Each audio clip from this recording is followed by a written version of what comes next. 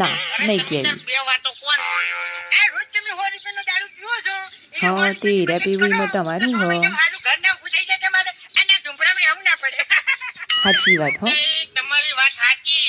હું રોજ 100 રૂપિયા દારૂ પી દઉં છું અને રોજ 100 રૂપિયા બચાવું તો 6 મહિના મારું ઘર થઈ જાય. બરોબર બરાબર છે. પણ હું દારૂ બંધ કરું તો પછી જે અડધેથી હું 100 રૂપિયાનો દારૂ પીવું છું એના તો છોકરા ભૂસે મરી જાય ને.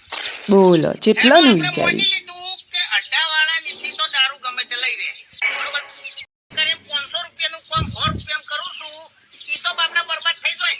થઈ જાય હો બરબાદ. આપણે માની લીધું કે મારા જેવા મજૂરિયા એને બીજા મળી જાય.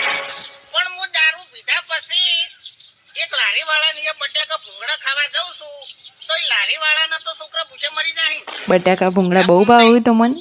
હું મારું ઘર બનાવવા માટે જેટલોને ઘર પાડવા તૈયાર થઈ ગયો. સાચી વાત છે. આવું તો વિચાર્યું જ નથી. મને શીખવાડ્યું જ નહીં કે આપણે સુખી થ અને બીજાને દુખી કરો. એટલે હું મારા માટે નહીં પણ બીજાના માટે દારૂ બંધ કરવાનો નહીં.